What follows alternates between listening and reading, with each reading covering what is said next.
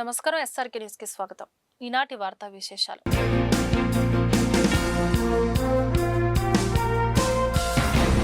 కూటమి ప్రభుత్వం విద్యార్థుల అభ్యున్నతి సంక్షేమం కోసం నిరంతరం కృషి చేస్తుందని మంత్రి ఎస్ సవిత అన్నారు. సంగడిగుంటలో శనివారం ప్రతిభావంతులైన విద్యార్థులకు కురుమా సంఘం కనకదాస విద్యార్థి ప్రతిభా పురస్కారాల ప్రదానోత్సవం జరిగింది. విద్యార్థులకు ఉపకార వేతనాల పంపిణీ చేసి సవిత మాట్లాడారు. విద్యార్థులు పెద్దలను గౌరవిస్తూ ఉన్నత విద్యను అభ్యసించాలని అన్నారు. అదేవిధంగా తల్లిదండ్రులు తమ పిల్లలతో ప్రతిరోజు సమయాన్ని కేటాయించాలని సూచించారు. కురుమా సంఘం గుంటూరు జిల్లా అధ్యక్షుడు సత్యనారాయణ తదితరులు ఈ కార్యక్రమంలో పాల్గొన్నారు.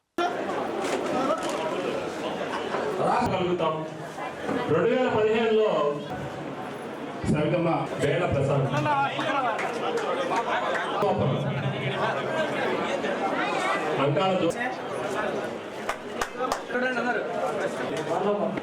పి ప్రగతి నెక్స్ట్ ఏలు 552 మార్క్స్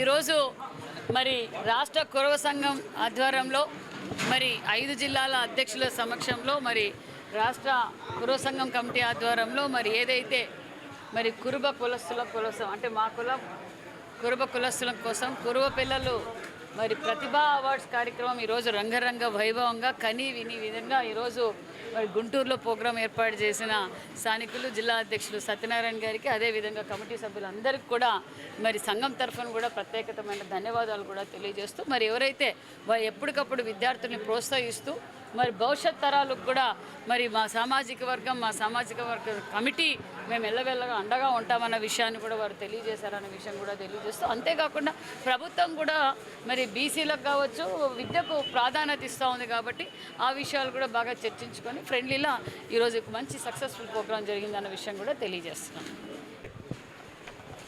గుంటూరు జిల్లా కులం సంఘం అధ్యక్షుడిగా చాలా సంతోషంగా ఉంది.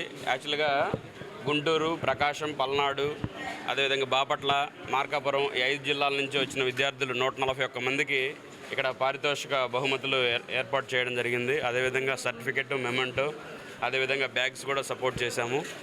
కాబట్టి ప్రతి ఒక్కరు కూడా బాగా చదువుకోవాలి, బాగా ఎదగాలి అని చెప్పేసిందే మా కోరిక. మా లక్ష్యం ఒకటే, పేద విద్యార్థులు ఎవరైతే ఉన్నారో వాళ్ళందరినీ కూడా నీట్గా చదివించి భావి భారత పౌరులుగా తీర్చిదిద్దాలన్న ఒక కాన్సెప్ట్ తోటి ముందుకు తీసుకెళ్తా ఉన్నాం. అందులోనూ మా కురుమ కులస్తుల్లో ఎక్కువగా వెనకబడి ఉన్నారు కాబట్టి వాళ్ళందరినీ కూడా ముందుకు తీసుకెళ్లాలన్న ఒక ఇదితోటి ముందుకెళ్తా ఉన్నాం.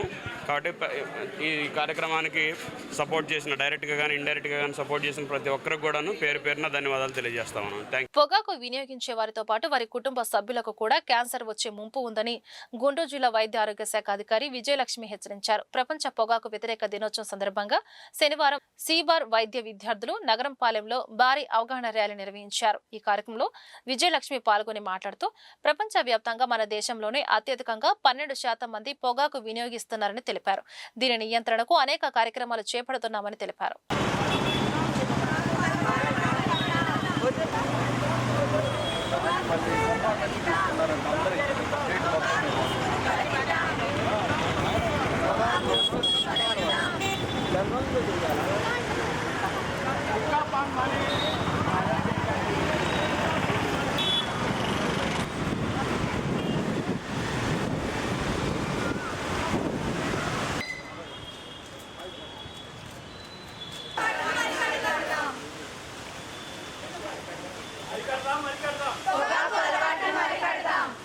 మానేద్దాం.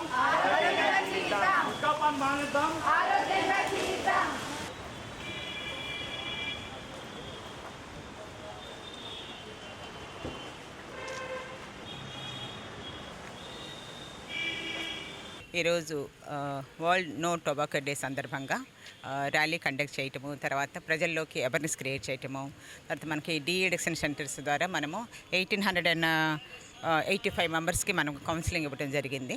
అలాగే మనకి 451 స్కూల్స్లో మనము ఈ డీప్యాచెస్ ఇవి కూడా ఇవ్వటం డిస్ట్రిబ్యూట్ చేయటం జరిగింది.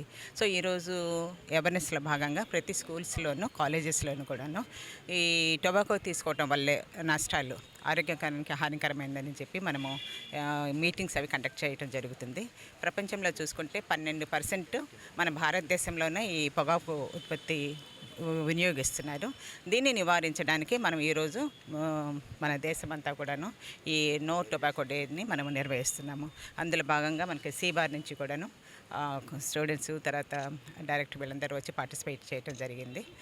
మనకి ముఖ్యంగా చూసుకుంటే ఎక్కువగా మనకి ఓరల్ క్యాన్సర్ అదేవిధంగా lung cancers. So active smoking and passive smoking. So పొగ తాగే వారి వల్ల ప్యాసివ్ స్మోకింగ్ ద్వారా కుటుంబ సభ్యులకి పిల్లలకు కూడాను లంగ్ క్యాన్సర్ వచ్చే అవకాశం ఉంటుంది. సో దీన్ని మనం ఎలా నివారించాలి, అది బాగా అడిక్ట్ అయిన వాళ్ళకి డీఅడిక్షన్ సెంటర్స్ మనకు జీజీహెచ్లో ఉంది, అలాగే మన డిస్ట్రిక్ట్ హాస్పిటల్లో కూడా ఉంది. అక్కడికి మనము రెఫర్ చేసి వాళ్ళని ఈ డీఅడిక్షన్ సెంటర్ ద్వారా వాళ్ళని నివారించవచ్చు. ఈరోజు ఇక్కడికి మా అధ్యాపకులు ప్లస్ మా స్టూడెంట్స్ అందరూ కలిసి ఇక్కడికి ర్యాలీగా రావడం జరిగింది. అండ్ దీనికి డిఎంహెచ్ఓ గారు మాకు పర్మిషన్ ఇచ్చారు. దానికి వారికి మా కృతజ్ఞతలు చెప్తున్నాము. సో ఈ సంవత్సరం నినాదం ఏంటంటే ఇప్పుడు ఆకర్షణీయమైన ఉత్పత్తుల రూపంలో వస్తున్నాయి. దానితో పాటు ఒక పొగాకు ఉత్పత్తి కూడా కల్పిస్తున్నారు, మౌత్ ఫ్రెషనర్స్ లాగా. అర్థమైంది కదా. సో రెండు కలుపుకొని ప్రజలు వాటిని చేతుల్లో నలిపేసి దాన్ని నోట్లో పెట్టుకుంటున్నారు. సో దీనివల్ల దీర్ఘకాలంగా వాళ్ళు అలవాటు ఉండటం వల్ల, అంటే ఎక్కువ ఎవరిలో జరుగుతుందంటే కూలి పని చేసుకునే వాళ్ళల్లో, లారీ డ్రైవర్స్లో, లేకపోతే డ్రైవర్స్ ఎలాంటి డ్రైవర్స్ అయినా కానీ వాళ్ళు దీని బారిన పడుతున్నారు అనమాట. సో దీనిని నివారించాలనే ఉద్దేశంతో ఈరోజు ప్రపంచ పొగాకు రహిత దినోత్సవంగా ప్రకటించడమైనది. సో ఆ స్లోగన్ కూడా ఇది ఇక్కడ చూడండి, ఇక్కడ స్లోగను. ఓకే, సో అది నివారించే భాగంగా ఈరోజు ర్యాలీ కండక్ట్ చేయటం అయినది. ఆశా వర్కర్స్ కూడా కొంచెం మేము ఆరోగ్య విద్యని చెప్పి వాటిని చేయాలని. సో ఇంకొకటి ఏంటంటే మీరు తీసుకెళ్లాల్సింది, ఒక దంత వైద్యుడి దగ్గరకు వస్తే పొగాకు ఉత్పత్తులు అలవాటు ఉండేవాళ్ళు కానీ ఎవరైనా కావచ్చు, ఒక సింపుల్ ఈ రెండు ఇన్స్ట్రుమెంట్స్ అంటే మౌత్ మిర్రర్ పెట్టి మేము జస్ట్ నోట్లో ఏముందో చూసి చెప్పగలం అనమాట. అది సింపుల్, అది ఎవరైనా చేయొచ్చు. ఆశా వర్కర్స్ అయినా అంగన్వాడీ వర్కర్స్ అయినా కూడా వాళ్ళకు కూడా మేము వాళ్ళకి కొంచెం అవగాహన కల్పిస్తే వాళ్ళు కూడా చేయొచ్చు, పరీక్షించవచ్చు. సో అప్పుడు ముందు దశలోనే మనం నివారించడానికి అవకాశం ఉంటుంది అనమాట. ఓకే, సో ఇది మీరు ముందుకు తీసుకెళ్తే పత్రికాముఖంగా తెలియజేస్తున్నాను. ఈరోజు పొగాకు రహిత దినోత్సవం జరుపుకుంటా ఉన్నాం. దీనిలో భాగంగా డిఎంఎన్హెచ్ఓ గారు, అట్లానే ఆశా వర్కర్స్ కానీ, అట్లానే మెడికల్ స్టూడెంట్స్ కానీ అందరూ కలిసి ఈరోజు అవగాహన నిమిత్తం ర్యాలీ నిర్వహించడం జరిగింది. మా ఈగల తరపు నుంచి ప్రతి విద్యా సంస్థ కూడా టొబాకో రహిత విద్యా సంస్థగా రూపుదించడం కోసం ఆపరేషన్ సేఫ్ క్యాంపస్ జోన్ అనేది ఒక కార్యక్రమాన్ని రాష్ట్ర ప్రభుత్వం మా గౌరవ ఐజీ గారి ద్వారా ఇంప్లిమెంట్ చేయడం జరిగింది. ప్రతి ఒక్క స్కూల్లో కూడా 100 మీటర్స్ పరిధిలో ఎక్కడ కూడా ఈ టొబాకో ప్రొడక్ట్స్ అమ్మకూడదు, అమ్మితే చట్టరీత్యా నేరం, ఫైన్ ఇంపోజ్ చేస్తాము.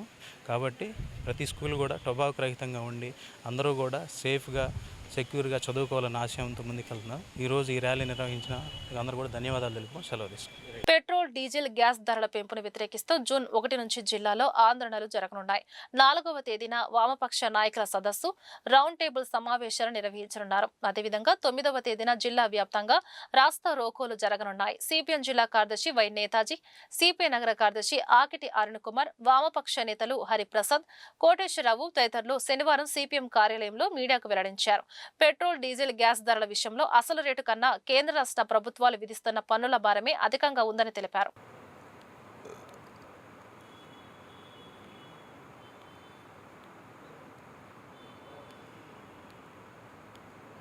ఈరోజు గుంటూరు జిల్లాలో ఉన్న 7 వామపక్ష పార్టీల ఉమ్మడి సమావేశం కమిరేడు మన్నవ హరిప్రసాద్ గారి అధ్యక్షతన జరిగింది. ఇటీవల రాష్ట్ర స్థాయిలో వామపక్ష పార్టీల ఉమ్మడి సమావేశం కూడా జరిగింది.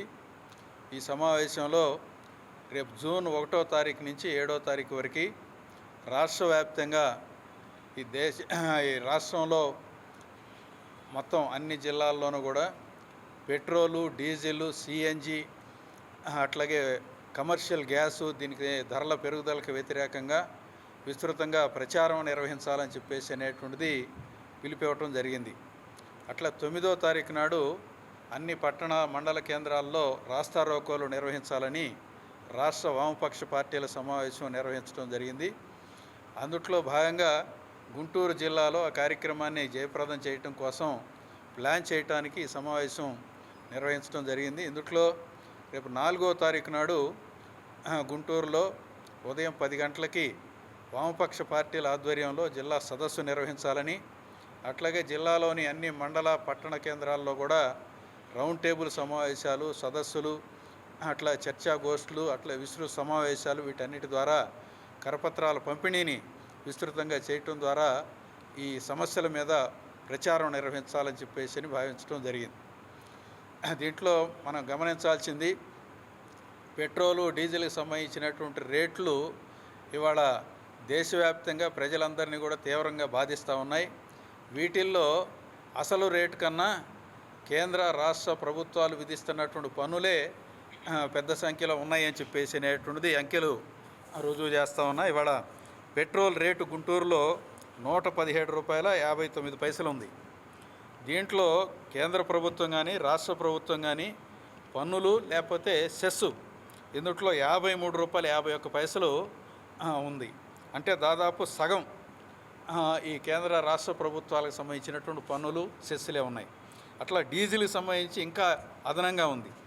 ₹105.28 ఇవాళ డీజిల్ అమ్ముతూ ఉంటే అందుట్లో ₹60.77 ఈ సెస్ కానీ లేకపోతే కేంద్ర రాష్ట్రాల పన్నులు కానీ ఉన్నాయి.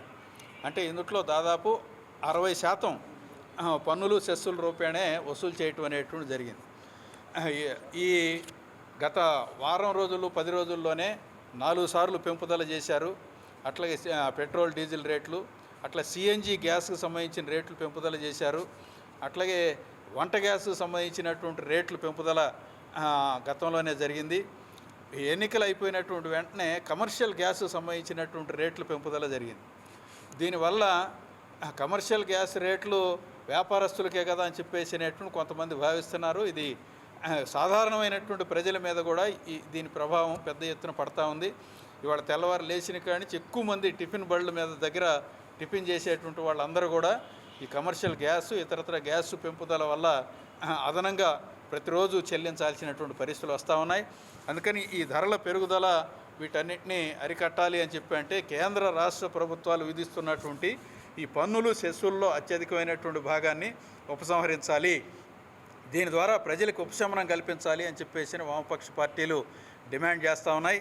అట్లా మన పక్కన ఉండేటువంటి కేజీ బేసిన్ లో ఉత్పత్తి అవుతున్నటువంటి ఆయిల్ కానీ లేకపోతే గ్యాస్ కానీ లెక్క ప్రకారం మనకి 50% వాటా రావాల్సి ఉంది.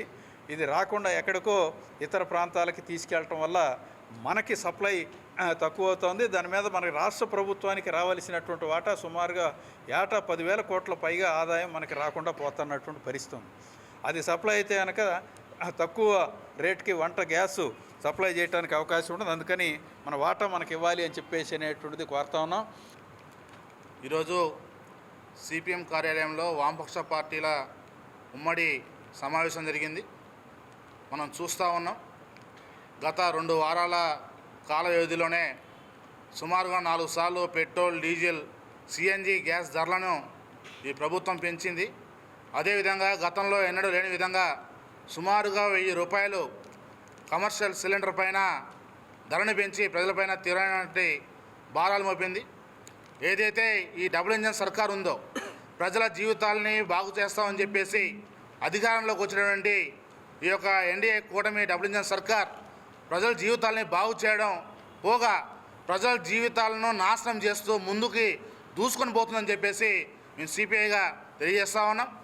ఏదైతే ప్రజల సంక్షేమం కొరకు అనినిత్యం పోరాటాలు నిర్వహించేటువంటి వామపక్ష పార్టీలు ఈ యొక్క ప్రజా వ్యతిరేక విధానాలపైన పోరాటం చేయడానికి ముందుకు రావడం జరిగింది. దానిలో భాగంగా ఈ గుంటూరు నగరంలో పెద్ద ఎత్తున వామపక్ష పార్టీల ఆధ్వర్యంలో పెరిగినటువంటి పెట్రోల్, డీజిల్, గ్యాస్ ధరలను తగ్గించాలని చెప్పేసి డిమాండ్ చేస్తూ అనేక కార్యక్రమాలు తీసుకుంటా ఉన్నాం. దానిలో భాగంగా పెద్ద ఎత్తున కరపత్రాలు పంచుతూ సదస్సులు నిర్వహిస్తూ ఉన్నాం.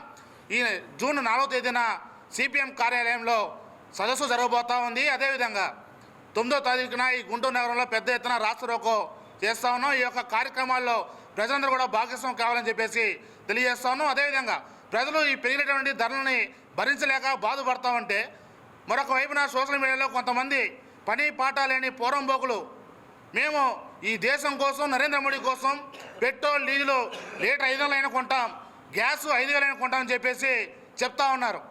వారి కోసం ప్రత్యేకమైనటువంటి బంకులు ఏర్పాటు చేసి లీటరు 500 కాకపోతే 5,000 పెట్టేసి అమ్ముకోవాలని చెప్పేసి మేము తెలియజేస్తా ఉన్నాం.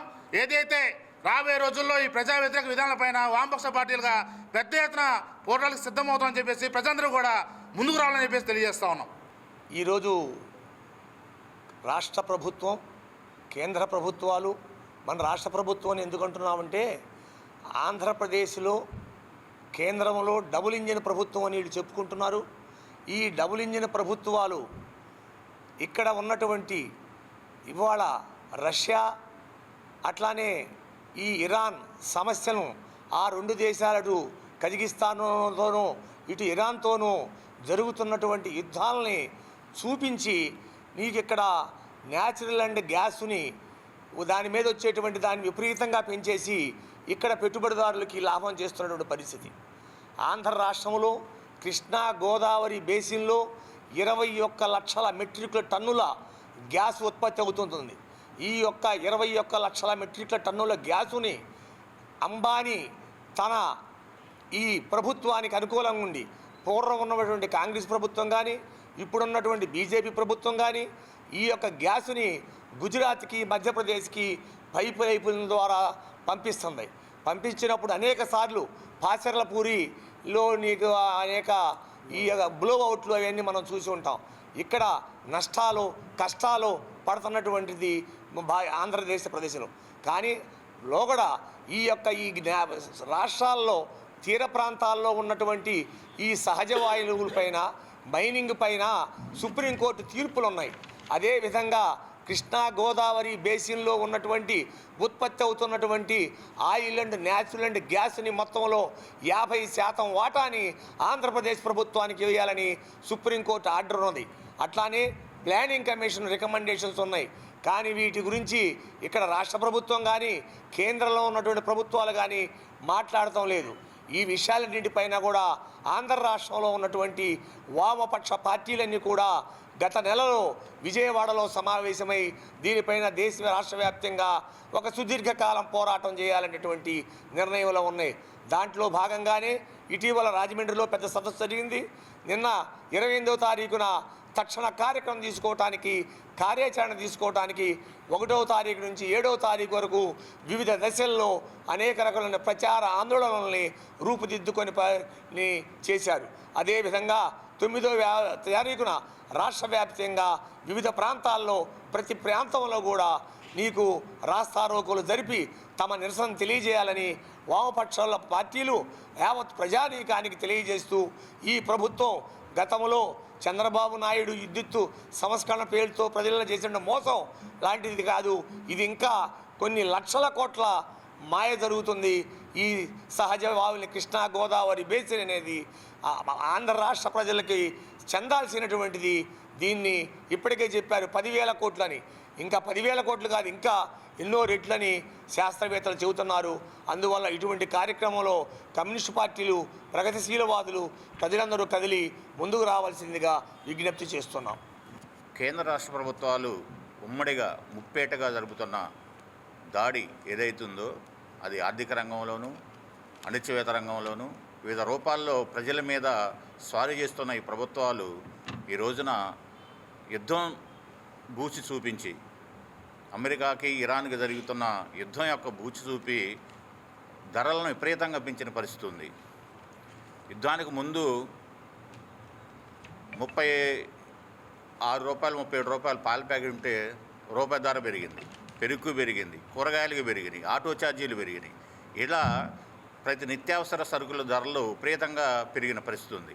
మన అసెంబ్లీ ఎన్నికలు 5 రాష్ట్రాలు అసెంబ్లీ ఎన్నికలు దాకా వేచి చూసిన కేంద్ర ప్రభుత్వం అసెంబ్లీ ఎన్నికలు ఎప్పుడైతే అయిపోయినాయో తక్షణమే అన్ని ధరలని ప్రధానంగా గ్యాసు, పెట్రోలు, డీజిల్ ఈ ధరలను విపరీతంగా పెంచిన పరిస్థితి ఉంది. ఈ ధరల పెరుగుదలతో సామాన్య మానవుడి మీద విపరీతమైన భారాలు పెరుగుతూ ఉన్నది. రోజు రోజుకు వాళ్ళ జీవన ప్రమాణాలు తరిగిపోతున్న పరిస్థితిని మనం చూస్తున్నాం. వచ్చే ఆదాయం స్వల్పం, పెరుగుతున్న ధరలు ఖర్చులు విపరీతంగా పెరుగుతున్న పరిస్థితుల్లో ఈ ప్రభుత్వాలు బాధ్యతారహిత్యం ప్రజల్ని ఇంకా పాతాళానికి తొక్కుతున్న పరిస్థితుల్లో వామపక్ష పార్టీలుగా ఆంధ్ర రాష్ట్రంలో ఒక ఉద్యమాన్ని నిర్మాణం చేయాలి. దేశంలో మొత్తం ఈ ప్రభుత్వాలని గద్దెదించాలనే పరిస్థితుల్లో ప్రజల్లో చైతన్యం తీసుకురావడం కోసం ఈ ప్రభుత్వాలకు వ్యతిరేకంగా ప్రధానంగా డీజిల్, గ్యాస్, పెట్రోల్ ధరలకి వ్యతిరేకంగా ఈ ధరల పెరుగుదలకు వ్యతిరేకంగా 1వ తారీఖు నుంచి 7వ తారీఖు దాకా నిరంతరాయంగా కార్యక్రమాలకు పిలుపునిచ్చినాయి. 9వ తారీఖున రాస్తారోగులు పిలుపునిచ్చినాయి. అందులో భాగంగా గుంటూరు నగరంలో ప్రధానంగా సిపిఎం కార్యాలయంలో 4వ తారీఖున మరి సదస్సు జరుగుతుంది. 7వ తారీఖున కార్యక్రమాలు ఉన్నాయి. 9వ తారీఖున రాస్తారోగు కార్యక్రమాలు ఉన్నాయి. ఈ కార్యక్రమాలన్నింటిలో ప్రజలు, ప్రజాతంత్రవాదులు పెద్ద ఎత్తున పాల్గొని ఈ ప్రభుత్వాలకి తమ నిరసనని, తమ యొక్క బాధని వ్యక్తపరచాల్సిందిగా మేము వామపక్ష పార్టీలుగా ప్రజలకి విజ్ఞప్తి చేస్తున్నాం. గుంటూరు నగరంలో పర్యావరణ పరిరక్షణకి ప్రతి ఒక్కరూ సహకరించాలని GMC commissioner K Mayur Ashok విజ్ఞప్తి చేశారు. ఆపరేషన్ క్లీన్ స్వీప్ లో భాగంగా శనివారం ఐపీడీ కాలనీలో నిర్వహించిన అవుట్ ఫాల్ డ్రైన్ క్లీనింగ్ పనులను కమిషనర్ పరిశీలించారు. డ్రైన్ లో చెత్త, వ్యర్థాలు పడవేయడం వలన జరిగే నష్టాలపై పారిశుద్ధ్య విభాగం అధికారులు ప్రజలకు అవగాహన కల్పించాలని సూచించారు. అధికారులు, సిబ్బంది కమిషనర్ పర్యటనలో పాల్గొన్నారు.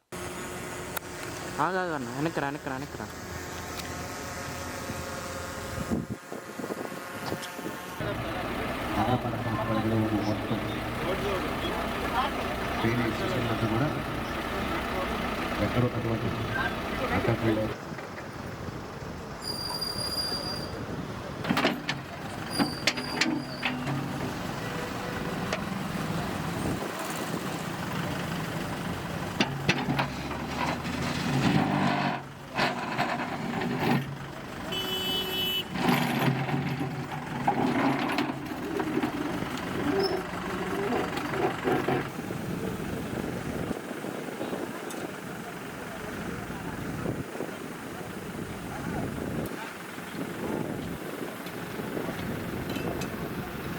ప్రతిరోజు కొంత సమయం కేటాయిస్తానని నా వంతు కృషిగా స్వచ్ఛత కార్యక్రమాల కొరకు శ్రమదానం చేసి పరిశుభ్ర ఆంధ్రప్రదేశ్ సాధించే సంకల్పానికి కట్టుబడి ఉంటానని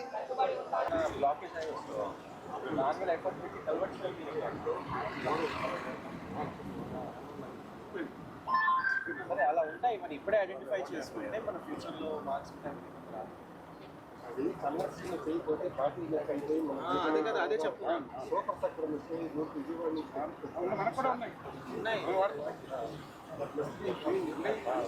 ఇప్పుడు నిన్న కంక్రీట్ వస్తే సూపర్ సక్ట్ కూడా అవ్వదు.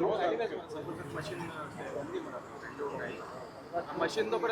విద్యా విధానంపై మాట్లాడుతుంటే గొడ్డలి పార్టీకి విడ్డూరంగా ఉందని ఎమ్మెల్సీ ఆలపాటి రాజేంద్ర ప్రసాద్ ఎద్దేవా చేశారు. గుంటూరు జిల్లా తెలుగుదేశం పార్టీ కార్యాలయంలో శనివారం ఆలపాటి మాట్లాడారు. ఏ పార్టీ చేయలేని పని తమ పార్టీ చేయడాన్ని వైసీపీ ఓర్చుకోలేకపోతుందని అన్నారు. స్పోర్ట్స్ సర్టిఫికెట్స్, స్పోర్ట్స్ కోటా ఉద్యోగాలు అమ్ముకున్నామని నిరాధారమైన ఆరోపణలు చేస్తున్నారని, దమ్ముంటే ఆరోపణలను రుజువు చెయ్యాలని సవాల్ చేశారు. వైసీపీ 5 ఏళ్ల పాలనలో విద్యావంతులను నేలపాలు చేసిందని నిప్పులు చెరిగారు. రండి నాని ఏమైంది ఫోన్ చేయి. ఈటీవీ ఎంతో దేవాలయాల్లాగా తీర్చిదిద్దామని చెప్పినటువంటి నువ్వు ఏ రకమైనటువంటి అవినీతి చేశావనేది చాలా స్పష్టం. ఎందుకంటే నువ్వు బడినేముంది, పేదవాడికి సెంటు పొలం ఇస్తానని చెప్పి ఆ సెంటు పొలంలోనే పేదవాడి పొట్టను కొట్టి నువ్వు సంపాదించుకున్నటువంటి నాయకత్వం నీదైతే, నువ్వు విద్య గురించి, విద్యా విధానం గురించి, విద్యాలయాల గురించి, విద్యాలయాలు అభివృద్ధి గురించి మాట్లాడే పరిస్థితి నీ దగ్గర ఉంటుందని చెప్పి మేము కూడా మాట్లాడటం అనేది పొరపాటుని నేను అనుకుంటున్నాను. అయినా కూడా మీకు అలవాటు ఏదో రకంగా బురదేస్తే, గొడ్డగాల్చి అవతలవాడి మీద వేస్తే ఏదో రకమైన మసి అంటుకుపోతా అని చెప్పే పూర్వ సాంప్రదాయాన్ని ఇంకా కొనసాగించాలని ప్రయత్నిస్తూ ఉన్నారు. అది చల్లదు అని చెప్పి, చల్లని రూపాయిగా మీరు మిగిలిపోయారని చెప్పి, అందుకే మీకు కేవలం 175 సీట్లు ఉన్నటువంటి ఈ రాష్ట్రంలో కేవలం 11 సీట్లకి పరిమితి అయినటువంటి పరిస్థితి ఈ దేశ చరిత్రలో, ఈ రాష్ట్ర చరిత్రలో స్వాతంత్రం వచ్చిన దగ్గర నుంచి ఏ రాజకీయ పార్టీ కలగనటువంటి గుణపాఠం చెప్పినా కూడా ఈనాటికి నీ పరిస్థితి మారట్లేదు అనటానికి మరొకసారి ఈ డిఎస్సి మీద మాట్లాడిన మాటలు మీ పేపర్లో, అసాక్షి అయినటువంటి పేపర్లో మొదటి పేజీలో ప్రచురించుకొని బతికే బతుకు ఒక బతుకా అని చెప్పి నేను అడుగుతా ఉన్నా. దీని మీద ఎవరెవరు మాట్లాడుతూ ఉన్నారు. ఎవరు మాట్లాడి నాకు పేర్లు అనవసరం, కానీ మీకు కనీస ధర్మం మీరు ఏం చేశారనేది మీరు ఎప్పుడైనా ఆలోచించారా? విద్యను కూడా రాజకీయాన్ని వాడుకోవడానికి ప్రయత్నించిన వాళ్ళు మీరు. మీ బిడ్డలైనా చదువుకునేది మా బిడ్డలు చదువుకోవద్దా అని చెప్పినటువంటి మాటలకి ఎక్కడైనా ఆచరణాత్మకంగా అమలు జరిగిందా అని చెప్పి నేను అడుగుతాను. ఎందుకంటే మీరు ఎన్నికల ముందు కనపడ్డవాడికి కనపడిన వాడికి ఎవరన్నా పొరపాటున కడుపుతో ఉన్న తల్లి ఎవరన్నా కనపడితే ఆ తల్లి కడుపు మీద సవరించి నెత్తి మీద సవరించి నీ బిడ్డకి నేనే మేనమావనని చెప్పినటువంటి మేనమావ నువ్వు. బిడ్డ పుట్టిన తర్వాత మాత్రం నువ్వు ఇంతమందిని కంటావు అనుకోలేదు, నేను ఒక బిడ్డకే ఇస్తానని చెప్పినటువంటి ఫేక్ మేనమావ నువ్వు కాదా అని చెప్పి నేను అడుగుతా ఉన్నా. అంటే విద్య పట్ల, విద్యా విధానం పట్ల నువ్వు వ్యవహరించిన తీరు పట్ల చెప్పాలనేది నా ధ్యేయం. అలాంటి వరబడితో బతికిన నువ్వు ఈ రోజున మెగా డిఎస్సి ఎన్నికల ముందు ఏదైతే చెప్పి ఎన్నికలతో గెలిచిన తర్వాత తొలి సంతకం చేసినటువంటి సంతకం ఏదంటే మెగా డిఎస్సి. ఆ మెగా డిఎస్సి కూడా గతంలో మనం ఎప్పుడు చూస్తున్నాం, మేము కూడా ప్రభుత్వంలో ఉన్నాం, గతంలో కూడా మా ప్రభుత్వంలో కూడా డిఎస్సి ఇచ్చాం. కానీ చాలా అంశాలని ఎదుర్కొనేవాళ్ళం. తర్వాత కోర్టులకు వెళ్ళేవాళ్ళు కొంతమంది, అదని ఇదని చెప్పి నానుడి తాత్సారం జరిగి ఒక సంవత్సరానికో, సంవత్సరం 2 నెలలకో 3 నెలలకో వాళ్ళకి ఉద్యోగాలు ఇచ్చాను. కానీ కేవలం 150 రోజులు, కేవలం 150 రోజులు. పరీక్ష నోటిఫికేషన్ ఎప్పుడు ఇచ్చాం? 2/8/2025న పరీక్ష జరిపితే 22వ తారీఖు పరీక్షలు ప్రకటిస్తే ఆ పరీక్షా విధానంలో వెరిఫికేషన్ చేస్తే ప్రతి జిల్లా హెడ్ క్వార్టర్స్లో వెరిఫికేషన్ జరిగితే ఆ వెరిఫికేషన్ జరిగిన తర్వాత వాళ్ళందరికీ కూడా ఉద్యోగాలు కల్పించినటువంటి ప్రభుత్వం అయితే నువ్వు గతంలో ఏం చేసావు? ప్రొఫెషన్ పెట్టావు. 2 సంవత్సరాల వరకు వాళ్ళకి జీతభత్యాలు సక్రమంగా ఇచ్చేవాడివి కాదు. ఎన్ని రకాలుగా నువ్వు ద్రోహం చేసావంటే విద్యా విధానంలో బడుల పేరుతో అవినీతి చేసావు. బడులున్నా కూడా బడిలో పిల్లవాళ్ళు లేకుండా, గుళ్ళో ఉంటే గుళ్ళో పూజారు లేకుండా, పూజకి పనికిరాని దేవుళ్ళలాగా దేవాలయాలని లాంటి బడుల్ని టీచర్లు లేకుండా కేవలం అవినీతికి ఆస్కారం ఇచ్చేలాగా ఆనాడు నేడు ఏదైతే కేంద్రం ఇచ్చినటువంటి సహాయం, ఆర్థిక సహాయంలో టోటల్గా అవినీతిమయానికి దారితీసే విధంగా చేశాం. మరి ఆ రకంగా పరీక్షలు పెట్టి అందరినీ కూడా అక్కడున్న డిఈఓలతో ఇవన్నీ కూడా మనం వ్యవహారం చేస్తే మీరేం చేశారు? మీరు ఏ రకంగా ప్రవర్తించారు? గతంలో 117 జీవో ఇచ్చి ఎవరైతే సామాజికంగా, ఆర్థికంగా, రాజకీయంగా వెనుకబడి ఉన్న వర్గాలు ఉన్నాయో వాళ్ళందరూ కూడా దాదాపు 12 లక్షల మంది చదువుకోవడానికి వీలు లేకుండా చేసినటువంటి ఘనత మీది కాదా అని చెప్పి నేను అడుగుతాం. టీడీపీ గుంటూరు జిల్లా అధ్యక్షుడు పిల్లి మాణిక్యరావు శనివారం మాజీ మంత్రి అంబటి రాంబాబుపై అరండలపేట పోలీస్ స్టేషన్లో ఫిర్యాదు చేశారు. దగా డిఎస్సీ పేరుతో వైసీపీ నాయకులు ధర్నా చేయడం దుర్మార్గమని ధ్వజమెత్తారు. వైసీపీ అధికారంలో ఉన్నప్పుడు నిరుద్యోగులు, యువతను గాలికి వదిలేసి ఇప్పుడు ఉత్తుత్తి ధర్నాలు చేయడం సిగ్గుచేటని తెలిపారు. అంబటి రాంబాబు గంజాయి బ్యాచ్తో కలిసి దగా డిఎస్సీ నిరసన చేశారని విరుచుకుపడ్డారు.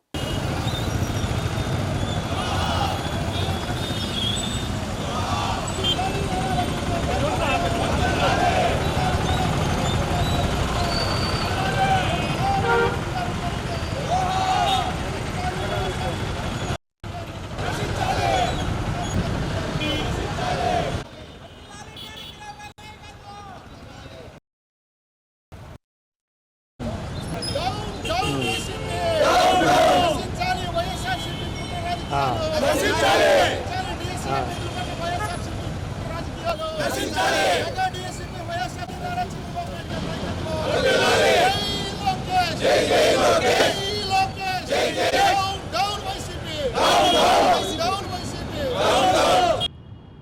ఆంధ్రప్రదేశ్లో గొడ్డల పార్టీకి సంబంధించినటువంటి అరాచకవాదులు యాంటీ సోషల్ ఎలిమెంట్స్గా తయారవుతూ ఉన్నారు. దానిలో ముఖ్యంగా గుంటూరు జిల్లాలో మతి భ్రమించినటువంటి అంబటి రాంబాబు అసాంఘిక శక్తిలాగా తయారవుతూ ఉన్నాడు. ఇతని మీద చర్యలు తీసుకోవాలని చెప్పేసి మేము కోరుతా ఉన్నాం. దాదాపు 2018లో డిఎస్సి జరిగింది, అంటే అప్పుడు తెలుగుదేశం ప్రభుత్వం ఉంది. 2019లో జగన్మోహన్ రెడ్డి అధికారంలోకి వచ్చాడు. 2019 నుంచి 24 వరకు జగన్మోహన్ రెడ్డి అధికారంలో ఉన్నాడు. ఏ రోజు డిఎస్సి పోస్టులు రిలీజ్ చేయలేదు, నిరుద్యోగుల బాధని పట్టించుకోలేదు, వాళ్ళని ఉద్యోగస్తులుగా తీర్చిదిద్దామనే ఆలోచన కూడా జగన్మోహన్ రెడ్డి చేయలేదు. ఎందుకంటే అతను ఒక గొడ్డల పార్టీనే ఆంధ్రప్రదేశ్లో నడుపుతూ ఉన్నాడు. అరాచకాలు నేరాలు తప్ప నిరుద్యోగులు ఉద్యోగుల గురించి అతనికి ఎక్కడా కూడా పట్టలేదు. మేము అధికారంలోకి వస్తే ఉద్యోగస్తులు మొత్తాన్ని, నిరుద్యోగులు ఎవరైతే ఉన్నారో డిఎస్సి వేసి పారదర్శకంగా డిఎస్సి పోస్టు ఫిలప్ చేస్తామని ఆ రోజు మాట్లాడాం. ఆ మాట్లాడినటువంటి దాని ప్రకారమే అధికారంలోకి వచ్చిన వెంటనే మేము డిఎస్సి వేసి కేవలం 148 రోజుల్లోనే రిక్రూట్మెంట్ మొత్తం కూడా పూర్తి చేసినటువంటి పరిస్థితి ఆంధ్రప్రదేశ్లో ఉన్నటువంటి విద్యార్థి లోకం, యువత, మొత్తం రాష్ట్ర ప్రజలందరూ కూడా చూసినటువంటి పరిస్థితి ఉంది. ఈ మొత్తం పారదర్శకంగా సిబిటి పద్ధతిలో జరిగింది. కంప్యూటర్ బేస్డ్ టెస్ట్ ఈ పద్ధతిలో జరిగింది. ఇప్పుడే సాగర్ గారు మనకి అన్ని విషయాలు చెప్పాడు. నోటిఫికేషన్ రిలీజ్ చేయటం కానివ్వండి, అప్లికేషన్లు తీసుకోవటం కానివ్వండి, వెరిఫికేషన్ సిస్టమ్ కానివ్వండి, వాళ్ళకి ఎగ్జామ్ కానివ్వండి, ఇంటర్వ్యూస్ కానివ్వండి, అన్నీ కూడా పారదర్శకంగా జరిగింది. గతంలోనైతే జగన్మోహన్ రెడ్డి వాళ్ళకి కావాల్సినటువంటి వాళ్ళకి వేరే డిపార్ట్మెంట్లో డైరెక్ట్గా కొన్ని ఉద్యోగాలు ఇచ్చుకున్నాడు. ఉద్యోగాలకు టీచర్లకు సంబంధించినటువంటి రిక్రూట్మెంట్ ఎక్కడా జరగలేదు. అప్పటికే ఉన్నటువంటి టీచర్స్ ఎవరైతే ఉన్నారో వాళ్ళని అడుగడుగున అవమానించాడు. మద్యం షాపుల దగ్గర వాళ్ళని కాపలా పెట్టాడు. టీచర్స్ని మొత్తాన్ని కూడా అవమానించాడు. కానీ మేము ఒక ప్లానుగా వెళ్తూ ఉన్నాం. ఆంధ్ర రాష్ట్రంలో ఒక విలువైనటువంటి నాణ్యమైనటువంటి విద్యని రాష్ట్ర ప్రజలకు అందించాలి. అది అందించాలంటే టీచర్ల రిక్రూట్మెంటు జరగాలి. అనేక మంది టీచర్ని రిక్రూట్మెంట్ చేసుకొని మొత్తం విద్యా వ్యవస్థలో సమూలమైనటువంటి మార్పులు తీసుకురావాలని చెప్పేసి మా ప్రభుత్వం భావించింది. దానికోసమే నారా లోకేష్ గారు విద్యాశాఖ మంత్రిగా ఆయన బాధ్యతలు తీసుకున్నాడు. ఆయన బాధ్యతలు తీసుకున్నప్పటి నుంచి విద్యాశాఖలో అనేకమైనటువంటి మార్పులు తీసుకొచ్చాం. దాంట్లో టీచర్ పేరెంట్స్ మీటింగులు పెట్టుకుంటూ ఉన్నాం. ఒక ప్రైవేటు స్కూల్లో కనుక జరిగినట్టుగా ప్రతి నెల టీచర్ పేరెంటు మీటింగ్ పెట్టుకోవటం, స్కూల్లో ఏమైనా మార్పులు తీసుకురావటం, పిల్లల ఆహారాన్ని గురించి ఏదన్నా సూచనలు సలహాలు ఉంటే తీసుకోవటం, వాళ్ళకి ప్రత్యేకంగా ట్యూషన్లు చెప్పించడం, ఇలాంటివన్నీ కూడా చేసి ఈ టీచర్ల మొత్తాన్ని కూడా రిక్రూట్మెంట్ చేసుకొని 100 రోజుల ప్రోగ్రామ్ ఇచ్చి ఏదైతే ప్రభుత్వ స్కూల్లో చదివేటువంటి పిల్లలు ఉన్నారో వాళ్ళందరూ కూడా సరిగా పాస్ గారు, సరిగా ఉండరు అనే వాతావరణాన్ని మొత్తాన్ని బద్దలు చేసి ఈరోజు ప్రభుత్వ పాఠశాలలో చదివేటువంటి పిల్లలు స్టేట్ ర్యాంకర్లుగా తీర్చిదిద్దాం. మేము గంజాయి బ్యాచ్ని తీర్చిదిద్దలేదు, గొడ్డల బ్యాచ్ని తీర్చిదిద్దలేదు, గొంతులు కోసే వాళ్ళని మేము తీర్చిదిద్దలేదు, మేము నేరస్తుల్ని తయారు చేయలేదు.